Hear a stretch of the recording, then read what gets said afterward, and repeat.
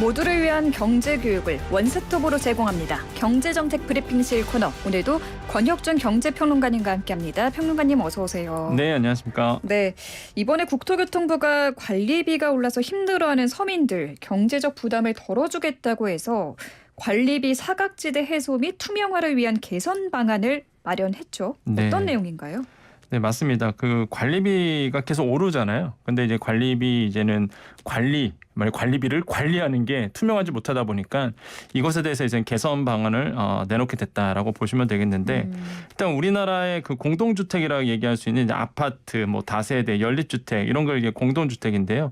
뭐 우리나라의 대표적인 주거 공간이죠. 근데 우리나라 전체 공동주택에 거주하신 분들이 무려 전체 가구의 62%나 해당됩니다. 그러니까 절반 이상이 이렇게 그 아파트나 다세대 연립주택에서 이제 살고 계신다는 거죠. 근데 이 공동주택을 산다 그러면 필히 들어오는 게 바로 관리비입니다. 네. 항상 관리비가 쫓아다니죠. 네. 그럼 관리비가 이 금액을 총합해 봤더니 23조 원에 달한다고 합니다. 오. 엄청 큰 거예요. 한마디로 세대당 한 216만 원 정도 되고 월 평균 봤을 때 18만 원씩 이제 관리비를 이제 부과하고 있는 거죠. 그럼 이게 사실 엄청난 돈이잖아요. 이게 민생 경제에 미치는 영향이 굉장히 큽니다. 그래서 정부가 봤을 때 이런 그 관리비 어떤 관리 자체가 투명하지 못하다 이렇게 보고 있는 거죠. 그래서 관리비 정보 공개가 미흡하다. 그래서 이제는 이러한 부분에 대해서 민생 경제에 악영향을 미치지 않도록 이 부분에 대해서 좀 개선 조치가 필요하다라고 해서 이번에 저는 이런 조치를 내놨다. 개선 방안을 내놨다라고 말씀을 드리겠습니다. 개선 조치를 어떤 내용으로 담았나요? 이게 지금은 사실 네. 저도 관리비를 받아봤을 때 이렇게 네. 들여다보면 알지만 내가 낸 관리비 어떻게 쓰이는지 제대로 알 수가 없거든요, 사실. 그렇죠. 이거를 뭐 깜깜이 관리비라고 하던데. 네. 이게 오르게 되면은 서민 경제에 악영향을 주기 때문에 앞으로는 관리비 내역을 좀 구체적으로 알 수 있도록 개선한다는 건가요? 그렇죠. 이제 보통 우리가 깜깜이 관리비라고 얘기를 해요. 이게 뭐냐면 그 관리비 공개 의무가 없는 곳이 있습니다. 이게 세대 수가 낮은 이런 데 같은 경우는 사실 내가 관리비를 내고 있는데 이게 어떻게 쓰여지는지를 잘 모르는 거예요. 이렇게 이런 제도적 허점을 이용해서 불투명하게 운영되고 있는 것들이 굉장히 많은 거죠. 특히 이제는 이런 그 불필요한 관리비 상승으로 이어진다 그러면 당연히 이제 내 입장에서는 내지 않아야 될 돈을 내는 거잖아요. 불필요하게 또 지출이 커지겠죠. 그래서 실제 조사를 해봤더니 이런 그 공동주택 관리비 유형에서 잘못 쓰여지고 있던 것을 사례 조사해봤더니 유지 보수공사 발주비리라든지 아니면 관리비 횡령 이런 회계비리가 좀 많았었는데요. 뭐 예를 들어서 그 12월 26일에 그러니까 지난해 한 12월 26일에 그 한 아파트 격리 직원이 이제는 관리소장에게 미안하다라는 이제 문자 메시지를 남기고 이게 자살하는 사건이 있었습니다. 극단적 선택을 하셨거든요. 근데 아이러닉하게도 그 메시지를 받은 소장도 나흘 뒤에 근무지 아파트 지하실에서 자살하게 돼요. 근데 그 내용을 파봤더니 네. 알고 보니까 이런 관리비의 횡령 얘기가 있대더라. 그다음에 또 하나 있어요. 강남구 아파트였는데요. 전직 관리소장이 5명이 5억 2천만 원을 횡령했다는 의혹이 제기되기도 했었습니다. 그러니까 큰 돈이잖아요. 이게 관리비였거든요. 그래서 이제는 입주자 동대표 회의가 이들에 대해서 이제 검찰의 조사를 요구한다 해서 고소한 바가 있었는데 네. 이 정도로 사실 그 횡령에 대한 이슈들이 끊임없이 그 아파트 단지 내에서 이루어지고 있거든요. 그렇군요. 그러면 내 관리비가 어떻게 쓰여지고 있는지 이런 것들도 사실 깜깜이 관리비 형태로 해서 잘 모른다는 거죠. 특히 요즘에 또 많이 문제가 되는 게 이런 청년, 사회 초년생들 이런 분들이에요. 그 원룸, 오피스텔 이렇게 사시는 분들이잖아요. 사실 이 청년들은. 그렇죠. 근데 여기에 계신 분들도 사각지대가 있습니다. 이게 뭐냐면은 그 예를 들어 볼게요. 그 대구에 있었던 사례였는데 네. 전용 면적 26제곱미터짜리 빌라에 사시는 분이 계셨어요. 근데 아파트 중개 사이트에서 봤더니 보증금 200만 원에 월세 20만 원. 월세 20만 원 되게 싸잖아요, 사실. 너무 저렴하다라고 한 거예요. 근데 월세가 주변 시세 절반 수준이다 보니까 횡재한 느낌? 그리고 이제 계약을 한 겁니다. 근데 알고 보니까 관리비가 41만 원. 아이고. 그래서 이렇게 이 집을 계약할 때 관리비를 꼭 물어봐야 돼요. 맞아요. 관리비 어느 정도 나오는지. 근데 이게 사회초년생들은 잘 모르잖아요. 사실 네. 모르고 특히 사회초년생들이 많이 거주하는 게 원룸 오피스텔인데 여기는 더더욱 이게 공개가 잘 안 된단 말이죠. 또 어떤 사례도 있었냐면 이게 충남 아산시에 있었던 사례입니다. 이게 신축 빌라예요. 신축 빌라는 사실 시세가 나와 있지 않다 보니까 잘 모릅니다. 또 이게 정보가 많이 없어서 59제곱미터였는데 방과 화장실이 각각 2개인 거예요. 괜찮죠. 월세가 27만 원에 나온 겁니다. 그래서 이제는 너무 혹하죠, 사실. 알고 보니까 관리비가 월 28만 원. 아이고. 빌라인데 이게 신축 빌라인데. 그러니까 사실상 월세 55만 원에 이제 계약을 하게 된 거죠. 그래서 이런 사례도 되게 많아요. 그러면 이럴 겁니다. 아니 어떻게 관리비가 더 비싸지?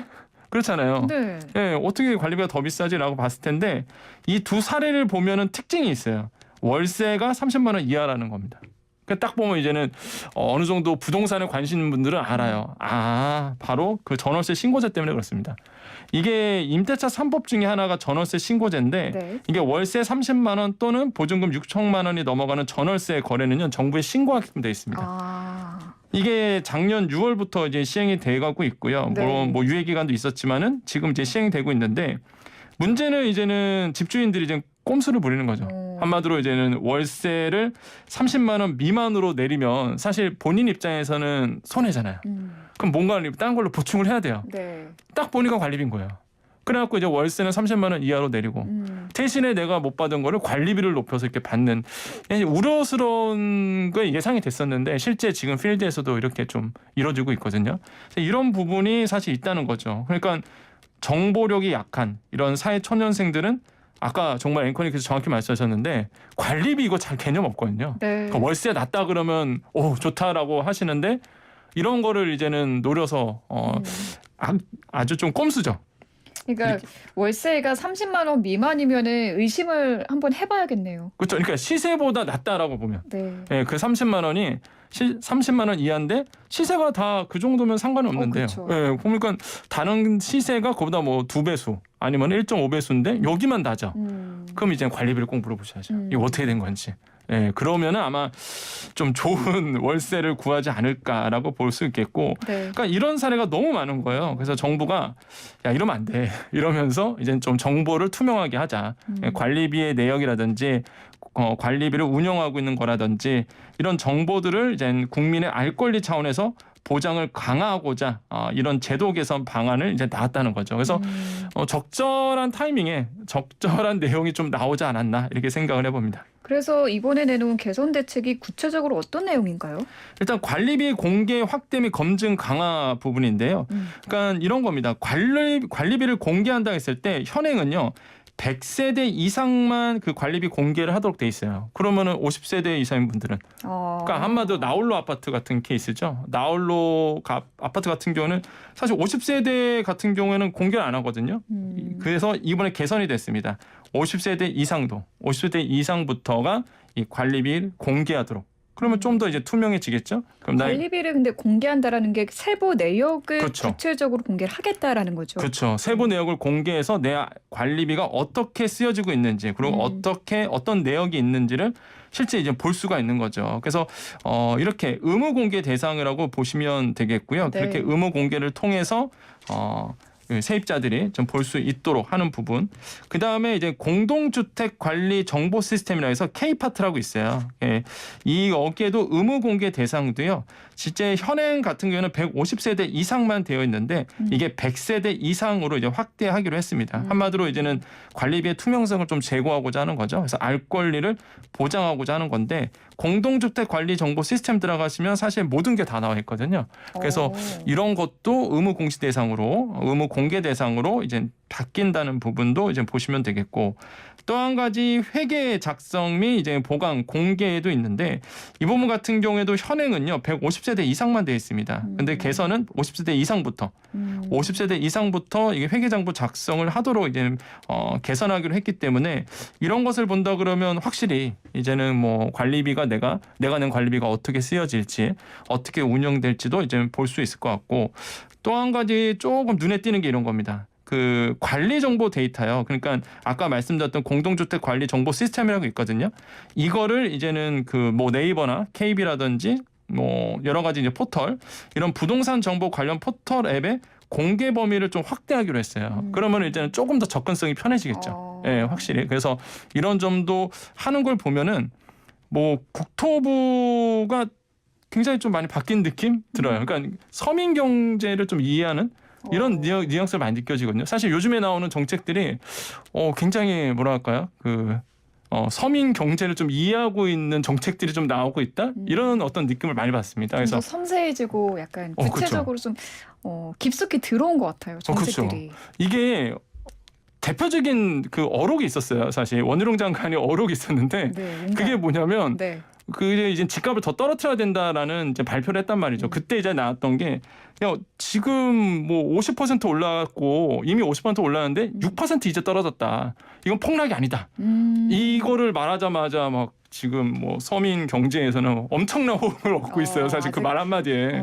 그러다 보니까 뭔가 뭐 제가 뭐 국토부가 뭐 잘해서 이런 게 보다는 약간 지금 민생 경제를 좀 잘 이해하고 있다라는 이런 어떤 평가를 많이 받거든요. 네. 그래서 이런 점에서 아마 연장선에서 이번에 그 이 관리비 사각지대 해소 방안 이것도 그런 거에 연관선이라고 저는 보여집니다. 그래서 네. 뭐 정말로 뭐 잘했기 때문에 뭐 칭찬은 해야 되겠죠. 네, 그래서 네, 네. 비판만 할 수는 없는 거고. 그래서 이런 부분이 좀 눈에 띈다라고 생각을 해봅니다. 그래서 저 궁금한 게 지금 50세대 이상부터 관리비 의무 공개 대상으로 현행보다 확대가 된 거잖아요. 네네.